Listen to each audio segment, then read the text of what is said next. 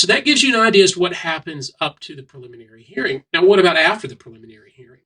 Well, I mentioned that we learn things during that preliminary hearing, and we can use that to continue the conversation with the prosecution. Now, in most instances, you will not have an assistant district attorney prosecuting the preliminary hearing. Usually, it's a county attorney or county prosecutor, rather, or the city prosecutor that is proceeding forward at the prelim. Okay, this means that's not the prosecutor who is going to be handling the case before the grand jury and before a jury at trial if it gets to that.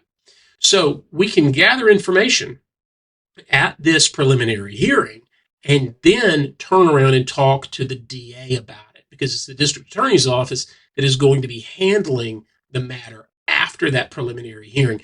You'll hear the judge at the conclusion of a preliminary hearing say something along the lines of, I find there to be probable cause, and bind this case over to await action of the next fill-in-the-blank county grand jury.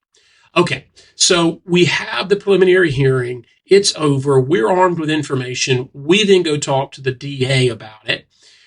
If the DA doesn't have the file yet from the law enforcement agency that made the arrest and is investigating the case, then usually the DA is not going to speak with us much at all because they don't know much. And frankly, the conversation may not be very fruitful. Doesn't mean we won't put our spin on it when we talk to the DA, and the DA knows that.